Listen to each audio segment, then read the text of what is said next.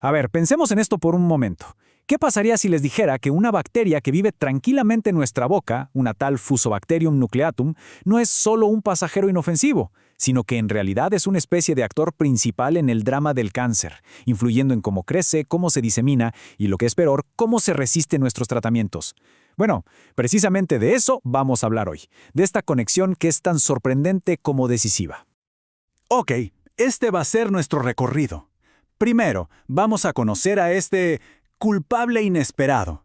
Luego, vamos a seguirle la pista en su viaje hasta el tumor.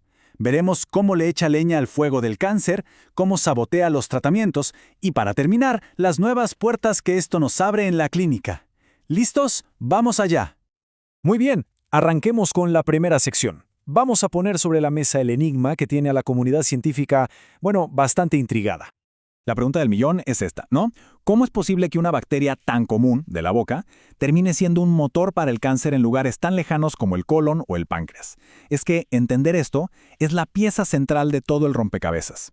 Bueno, pues aquí lo tienen. Fusobacterium nucleatum. Pensemos en ella. Es una bacteria anaerobia, o sea, no necesita oxígeno para vivir, y es un residente habitual de nuestra boca. La mayoría del tiempo es como un vecino tranquilo, no molesta a nadie. Pero, y aquí está el pero importante, si se le presenta la oportunidad, se convierte en un verdadero patógeno oportunista, con unas consecuencias que, como veremos, son bastante serias.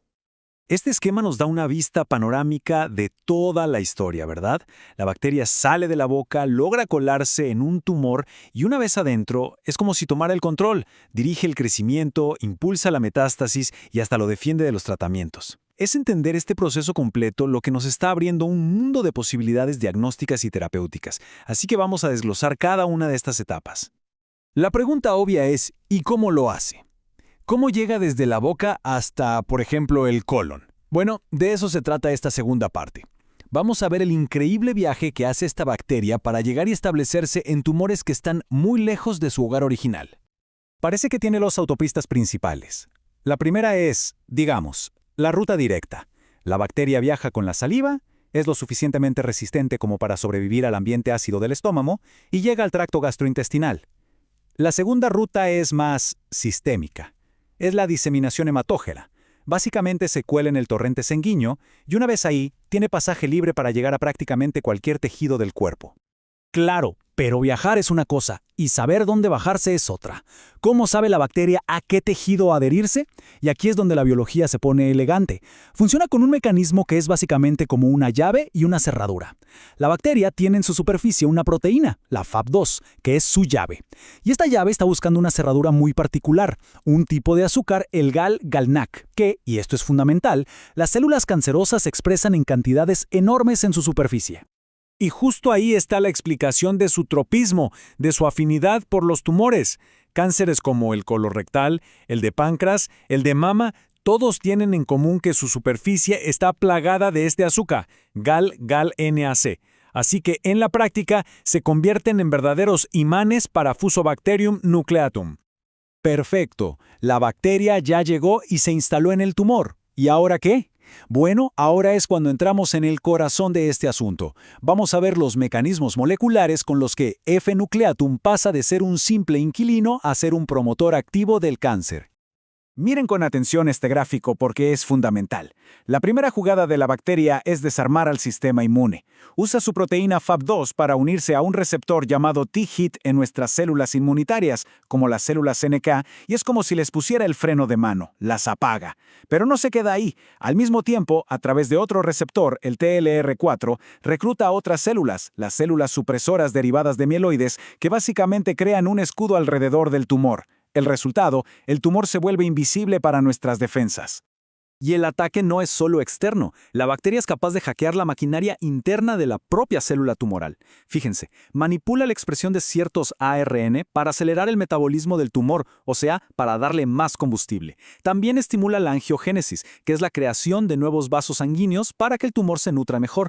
Y, por si fuera poco, induce la transición epitelio-mesénquima, un proceso clave que le permite a las células cancerosas desprenderse y viajar para formar metástasis.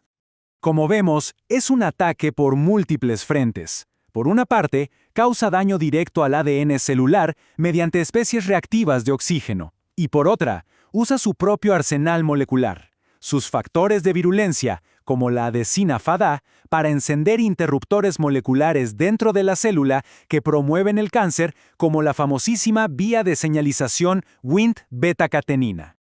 Lo más impresionante de todo esto es que no usa siempre el mismo libro de jugadas. Como resume esta tabla, la bacteria es increíblemente versátil. En el cáncer colorectal, su fuerte es la inmunosupresión. En el carcinoma oral de células escamosas, se centra más en dañar el ADN.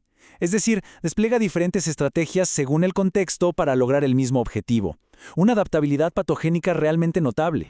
Y todo esto, claro, nos lleva a un problema clínico de primer orden. Porque la bacteria no solo ayuda a que el cáncer crezca, sino que también se dedica a sabotear los tratamientos que usamos para combatirlo. Pensemos en la inmunoterapia, por ejemplo. Los inhibidores de checkpoint, como los anti-PD1, funcionan liberando los frenos del sistema inmune para que ataque al tumor. Pues bien, F-nucleatum se interpone, produce sus propios metabolitos, como el ácido succínico, que básicamente interfieren en esa señal y hacen que la respuesta a la inmunoterapia sea mucho más débil. Y con la quimioterapia la historia se repite. La bacteria le da a la célula cancerosa todo un kit de supervivencia. Por ejemplo, induce la autofagia, que es como un modo de autoconsumo para resistir el ataque. También aumenta la producción de proteínas que evitan la muerte celular programada. Y además, activa las vías de reparación del ADN para que la célula pueda recuperarse del daño causado por la quimio. Un sabotaje en toda regla. Pero, y aquí viene el giro interesante, toda esta información no son solo malas noticias. Al contrario, cada uno de estos mecanismos que descubrimos es, en potencia, un nuevo punto débil que podemos atacar.